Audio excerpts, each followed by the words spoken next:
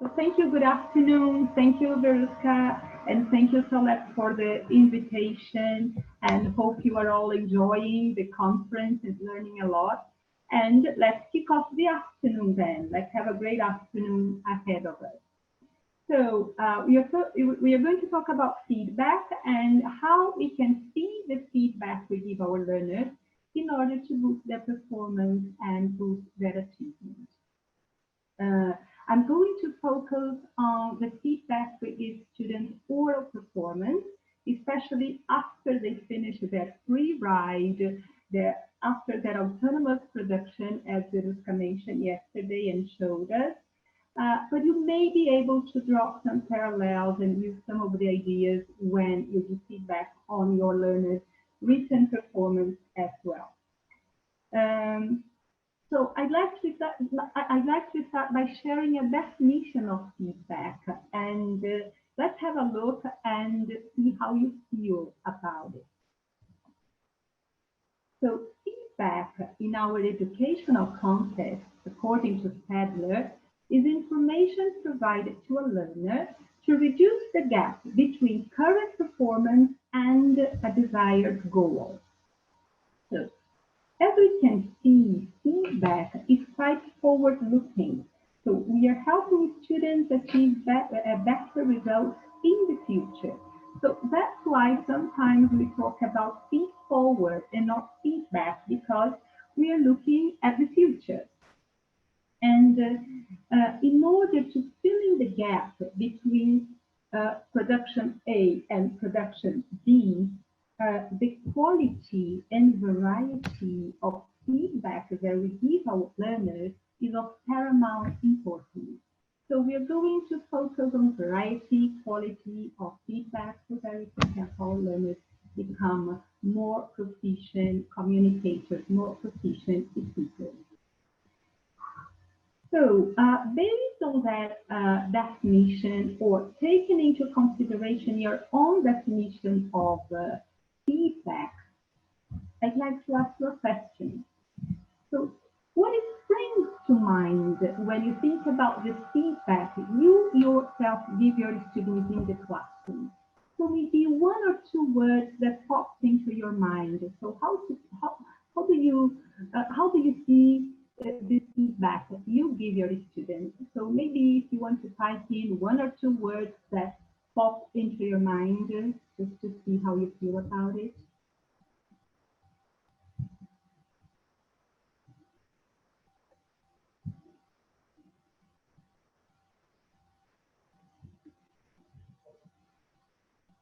Okay, let's go.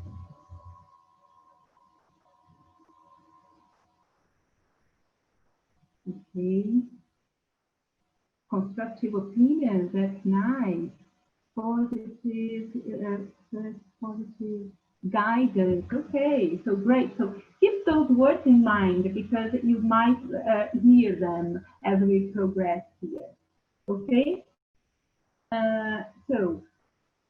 Bond in the year 2000 documented the daily life of 65 teachers of English. And he found out that feedback tends to fall into two main categories, namely error correction and praise. These are two very important aspects when we talk about feedback we give our learners. And error correction, needless to say, is fundamental, it's vital, because it's specific, it's timely, it meets the students' expectations, so students like to be corrected, if students want to be corrected, and we know that mistakes lead to learning, and it's part of our job description to correct our students as well. And another category that Bond mentioned is praise. And needless to say, we know that it boosts motivation, that it boosts confidence, and we saw just before lunchtime the importance of confidence in students' production. If students feel pleased, they feel happy, they're going to like us even more, And as Nancy mentioned yesterday, she talked about the importance of emotional classroom atmosphere. And maybe praise here contributes a lot to that emotional classroom atmosphere, positive emotional classroom atmosphere. The problem, however, lies on the quality of error correction or on the quality of praise we give our students. For example, error correction tends to be based on students' use of language. So we correct the students' grammar, we correct the students' use of vocabulary, if it's adequate, if it's not adequate, connotations. We focus on students' erroneous pronunciation, usually in terms of individual sounds. We don't usually talk about intonation, for example. We don't usually give them feedback on their intonation. And we are going to see that communication goes beyond being able to master language systems. We're going to see that effective communication requires other aspects as well, like appropriate interaction, as Jackson mentioned in the morning, you know, critical thinking. So you're going to delve into aspects of communication so that we can provide more comprehensive feedback to our learners. As for praise, we tend to restrict our praise to some buzzwords like good, very good, excellent, well done, way to go. But we have to be very careful because these words are actually vague. So we must be able as teachers to pinpoint what was actually excellent about a student's performance. If we don't back up our praise, if we don't back up our very good or our excellent, chances are that students will not be able to transfer, to replicate the good quality of their performance in the future. And also, they won't be able to self-regulate their performance. So the point is not what we do. The point is not the error correction or the praise itself. It's how we correct our students and how we praise them. So the important aspect here is the quality of their correction and the quality of our praise. So in order to illustrate quality feedback, I'd like to show you something from a completely different context. And then maybe we'll be able to join the dots and draw some parallels to our educational context.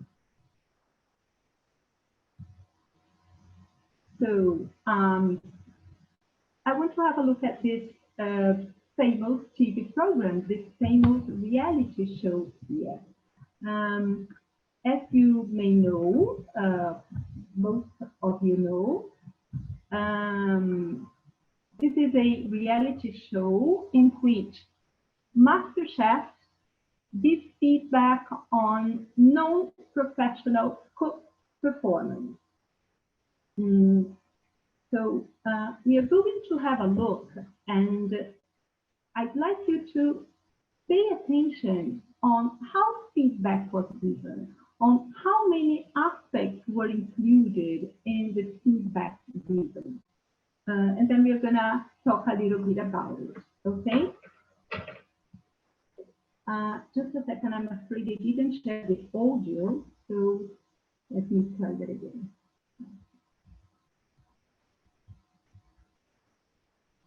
All right, so let me just find it here.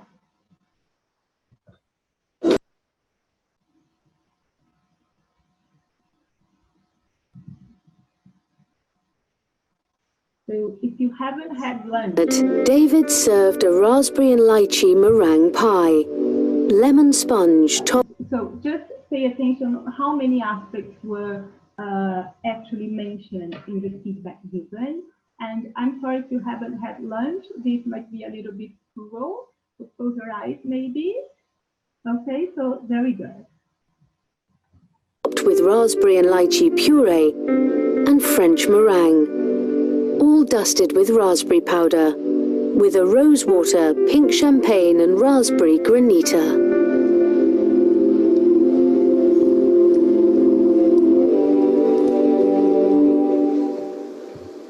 This dessert is very unusual. The sponge is light and the puree on top tasting slightly of lychee and raspberry, I think is wonderful. Your granita is absolutely divine. However, ice on sponge doesn't work for me. It's just freezing cold ice on a sponge. There's a great amount of technical skill in here, which I really like, David. Your meringues are perfectly formed. The sponge is wonderful and light. The flavour of your granita with the rosewood and the raspberries, I really, really like. But the dessert itself, I think, is too dry. It's begging for something like cream or custard to make it moist. But I can't take away from you the work that's gone into it. So, how many aspects were you able to list?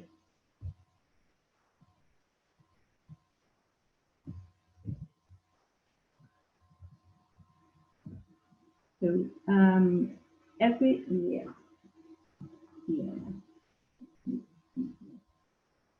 okay, as we could see, this was very comprehensive feedback, right?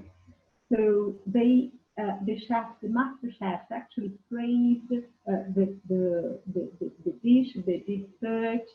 So it was divine, it was wonderful, and they were able to back it up to explain why it was divine and wonderful.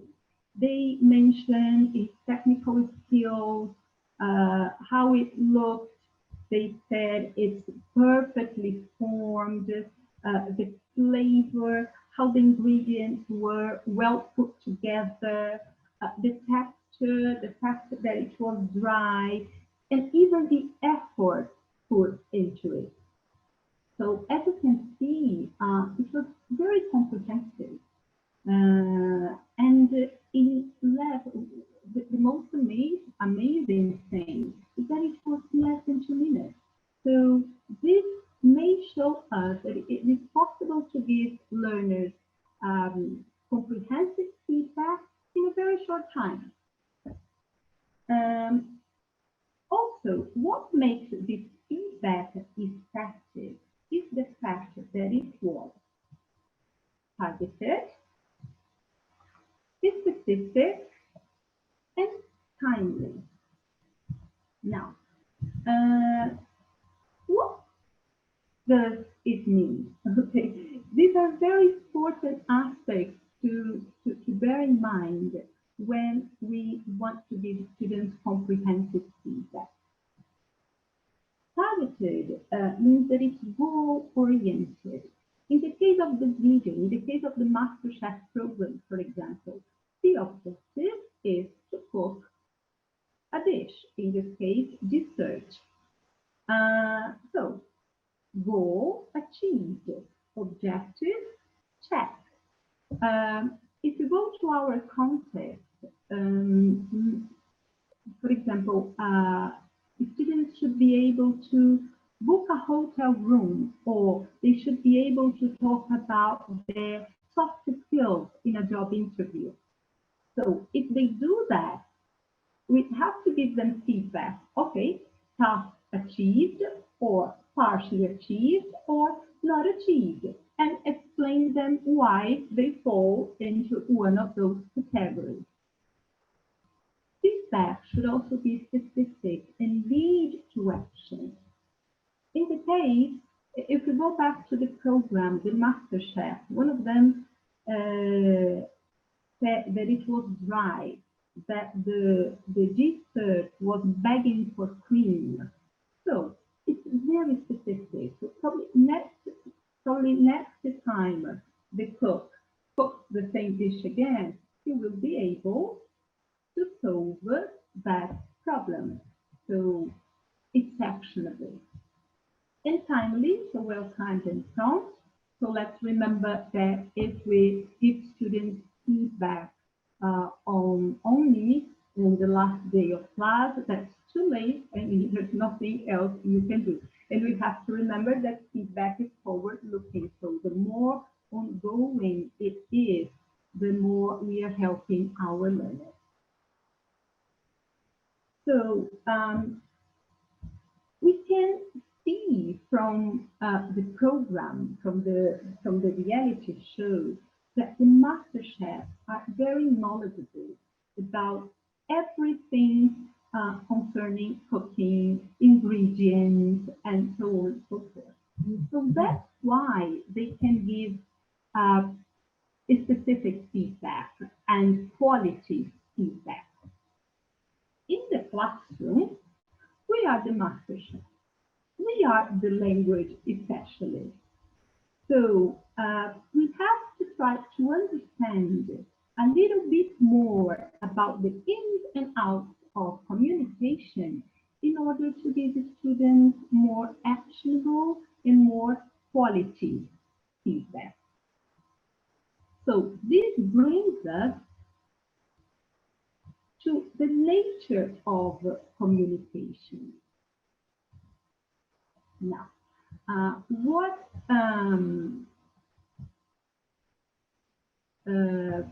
okay, so sorry, this brings us to the nature of communication. We are going to see that communication goes beyond the language system, goes beyond being able to produce grammar, vocabulary, and having clear pronunciation. So we're going to have a look at some other aspects of communication here, so that we can include them in the feedback that we give our learners. So one of them, of course, is being able to master the language systems. We're not going to overlook that. Of course, this is important, but it's not the only important aspect. We should, being able to communicate also means having a clear purpose. For example, you don't call a member of your family, you don't call a friend, you don't text a friend if you don't have a purpose. And the purpose might be simply interactional. So this interactional function of the language is the social chat, the chit chat. Is when you meet your neighbor in the elevator and you just talk about the weather, you ask how things are going, you talk about the pandemic, but there's nothing much information there. Okay, so that's the chit chat. And maybe you want to call a member of your family just to have this interactional conversation. But communication has another function as well. It's also transactional, which means being able to convey a message. So it's the function in which information is very important. They usually walk hand in hand. Okay.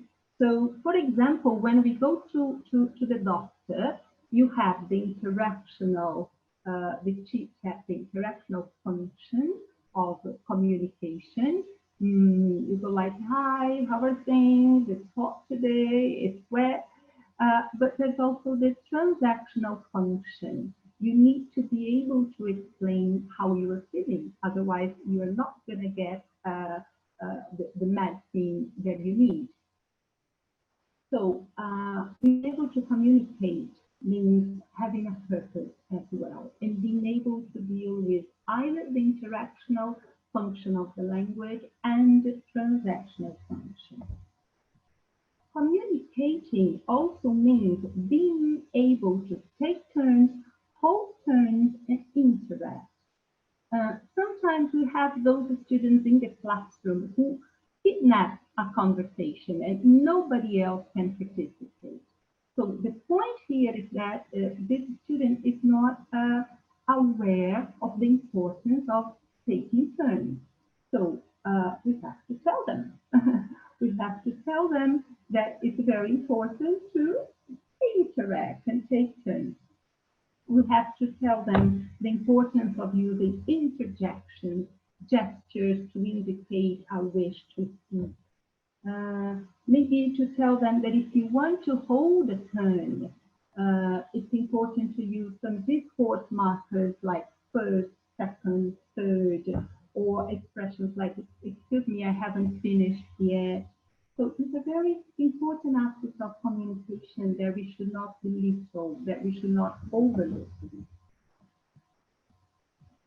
Being able to initiate and end conversations is also part of effective communication.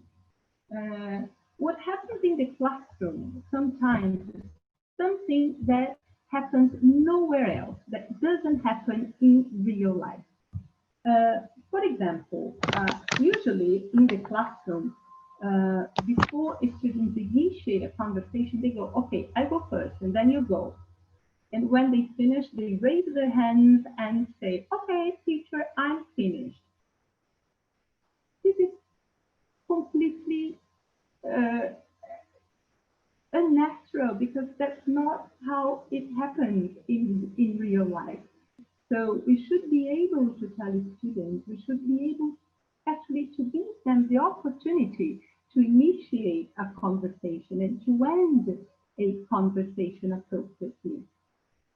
The other day before the pandemic, a student told me that she freaked out when she had to talk to foreigners in her office because she didn't know how to start a conversation with them. And she was telling me this, and I was worried because I was going to teach them natural disasters and the use of passive voice. So we are not actually helping them achieve their goals, if you think about that. So her problem was not being able to initiate a conversation, or maybe her problem was concerning this interactional aspect of the language. So another important aspect of communication is being able to use performance variables. This is related to hesitation, backtracking, self-correction, use of fillers like, well, and this is very important, and I'm gonna quote Brown here.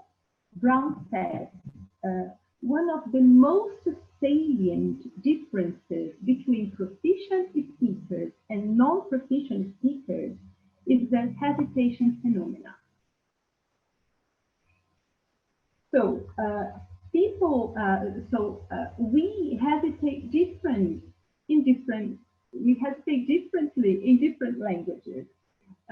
So maybe in Portuguese, for example, when we are organizing our ideas, we go like, I like the, so we prolong the final vowels, for example. And this is not how we hesitate in English. So we should be able to tell our students that we hesitate differently in English.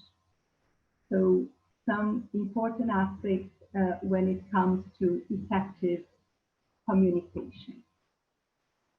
Also, we have to help them adjust to different registers. The other day I was observing a lesson and students were giving a speech. Language was fine, but the register was not that adjusted. So it's important to tell them, it's important to give them feedback, because whenever they have to do it again, they might be able to perform better. is also very important.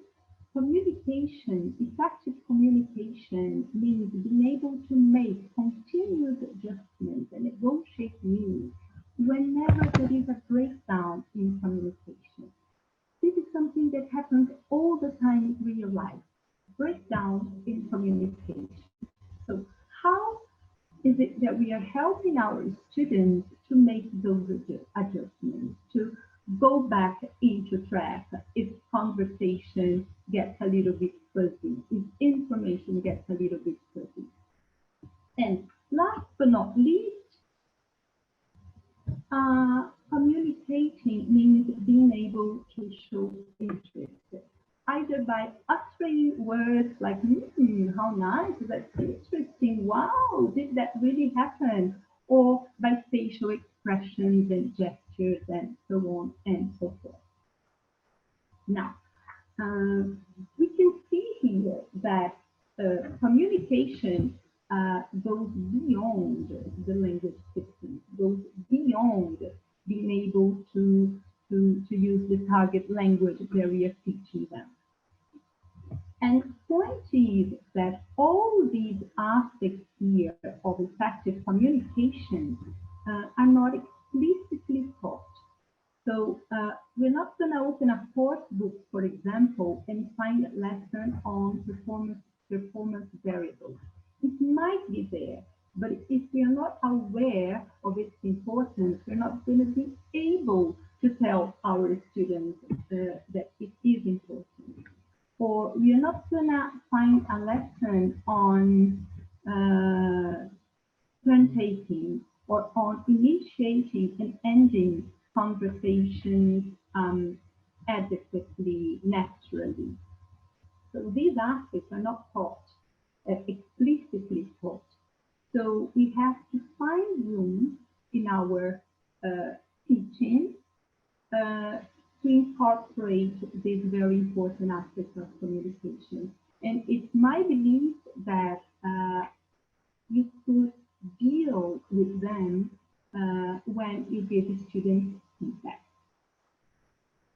So with this in mind, I'd like to invite you to analyze some genuine classroom interactions, some genuine classroom conversations, and think about how we could polish the feedback given as a means of paving the way for student success, as a means of paving the way for more effective communication.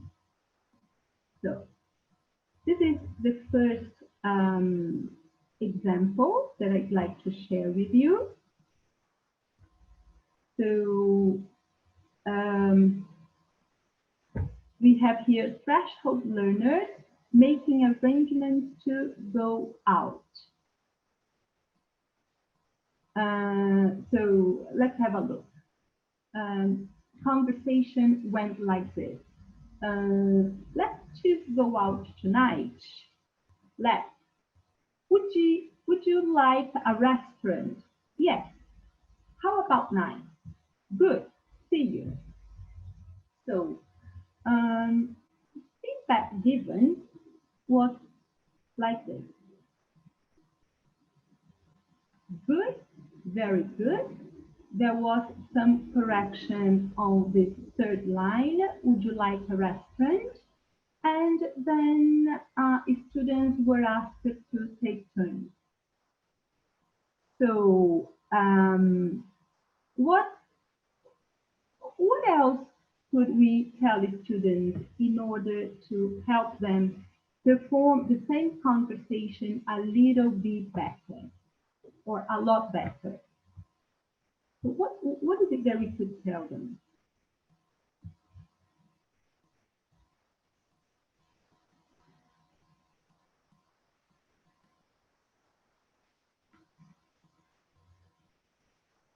So correction here on the third line is fine. There's no problem.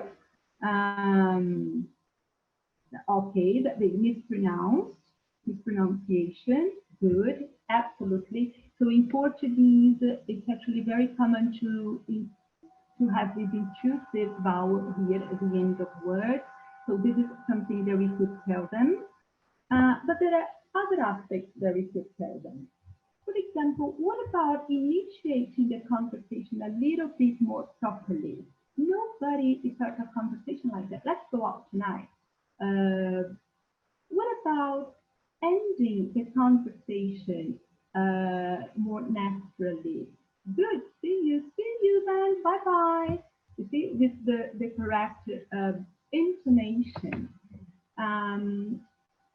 As we're talking about intonation, what about, how about nine? Okay, so why not helping them using the correct intonation here? And by the way, the correct intonation in this first line here.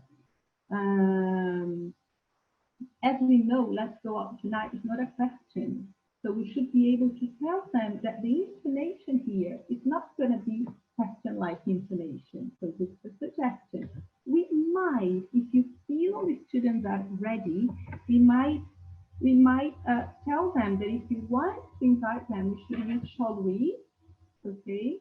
So maybe expand a little bit on the use of language if you feel they are ready to take in. Connected speech, yes, Krista, well done. I think this is very important when it comes to pronunciation. But you see, there are other aspects rather than linguistic that we could include. So initiating, ending more naturally. So these are very important areas of communication that we sometimes overlook in our teaching. Yes, exactly. Yes, Lenny, very well remembered. So where are they going? So you see, like the purpose of communication here, where are they going? We don't know what kind of food they like, which restaurant they are going to. So this is the kind of feedback we could give our students. And then when they take turns, they might be able to perform a little bit better. And if they do, point for us, because it means that feedback was effective. So, what about this second example here? So B1 learners working in groups and cooperating amongst themselves in order to retell a fairy tale. So in this case, what happened when students were working in groups is that cooperation was high, emergent language surfaced and was nicely used in whole group retelling. Ideas were organized and coherent. Task was achieved, meaning they were able to retell the fairy tale, and there were some languages missed. Feedback went like this. Feedback went like this. Very good. You can tell the stories now. So what else? How can we back up our very good? Or you can tell the stories now.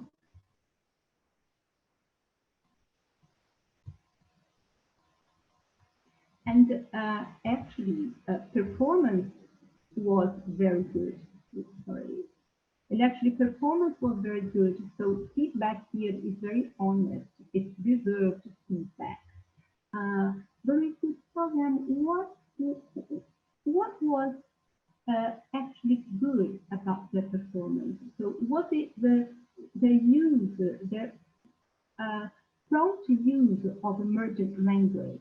Was it the fact that their ideas were organized to tell them what strategies they used to organize their ideas? Was it the fact that they achieved the task?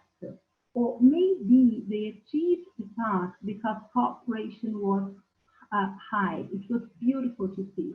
It's a lesson that I was observing, and the way they helped and collaborated was just amazing. So this is something that we could be telling students, and maybe next time they have to perform a difficult and challenging task, they will rely on their cooperation again. So deserved feedback, no problem. We should also, of course, correct language slips if you feel it's necessary, but try to back up what was good about their performance and production.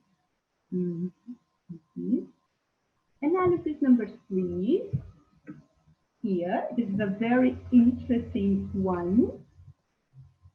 And B1 learners discussing types of clothes they like wearing. So conversation went like this. I have my favorite dress. They're talking about clothes. And student B looks puzzled and seems not to follow. And then the teacher butts in and says, what do you mean? Do you mean trousers? And then, yes, thank you, teacher. They laugh and they resume the conversation about clothes. So what I find interesting here is that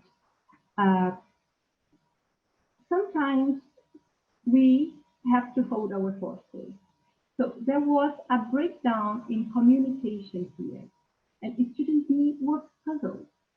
And because we want to help our students so much, because we want to speak to them all the time, we actually prevent them, we actually steal the opportunity that they can have to negotiate meanings.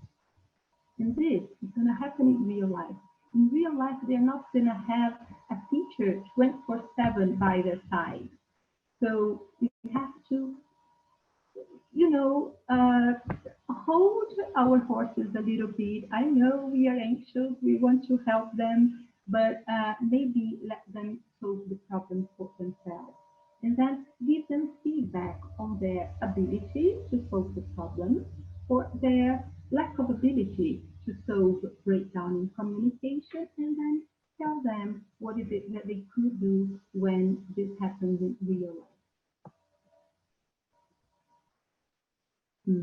Expressions to clarify understanding, absolutely, Lainey, absolutely.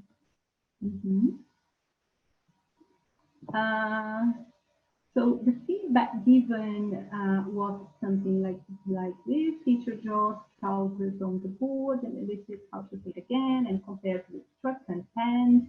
But the point here is that we should give them more opportunities to negotiate needs. So conversation number 4. So we have B1 learners doing a final communicative activity to talk about preferences. So conversation went like this. Which do you like best? Football or basketball? Basketball. Who do you like best? Messi or Cristiano Ronaldo? Messi. And then students ask each other 5 or 6 questions, like similar to these questions here. Feedback went like that. Very good. I didn't take notes. You make no mistakes. So what can we say about feedback given here?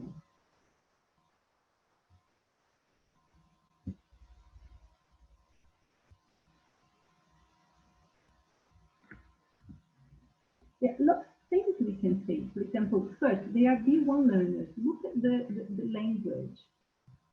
Ask the students to rephrase it. Ask students, yes, we are ask students to do it again, because look, B1 learners, look what they have to do. Actually, what they didn't do here was communicate. Okay, so if you tell a student that this was very good, that I didn't take notes, and you're not being very honest, because actually it was not very good. So we should tell them nicely that they should do it again, because this is not what we expected from their production, especially in this level. So this is a very good example of undeserved feedback and how the very good can actually mean nothing.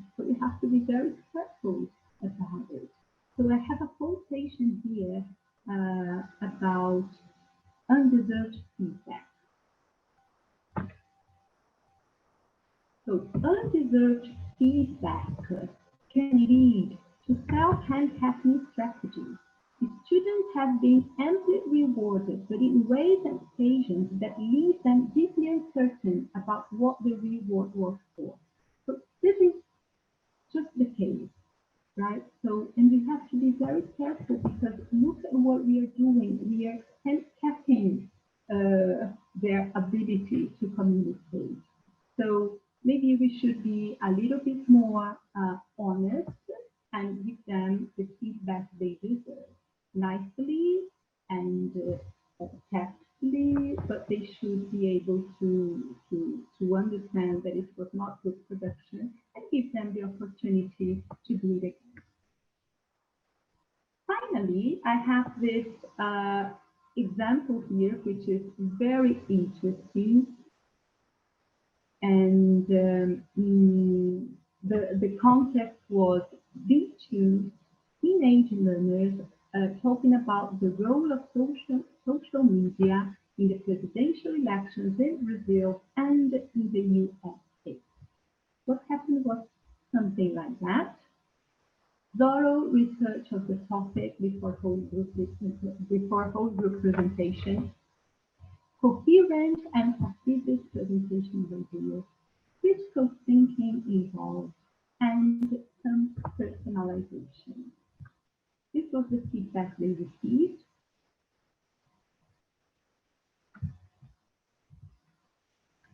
You guys did a great job.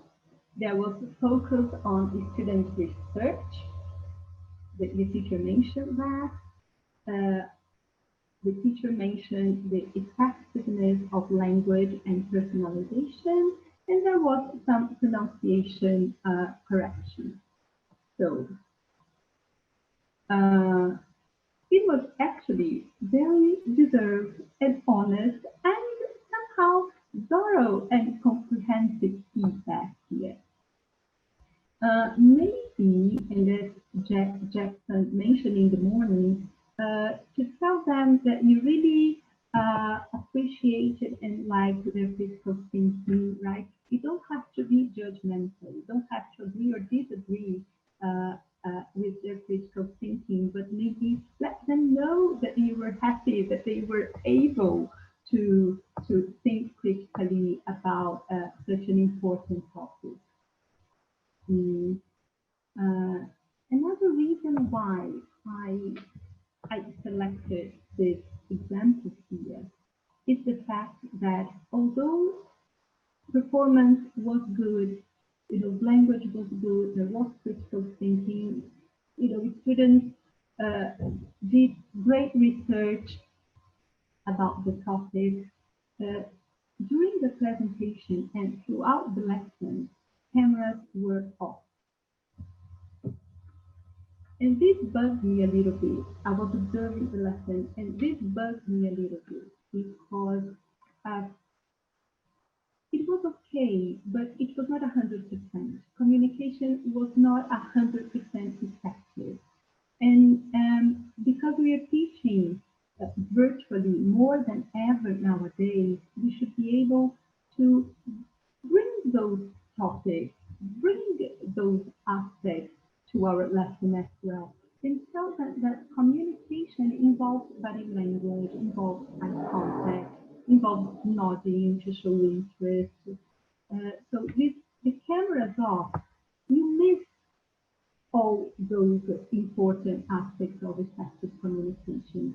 So maybe we could start raising some awareness on the importance of having your cameras on, and not tell them off, but tell them about the importance of a more effective communication. So,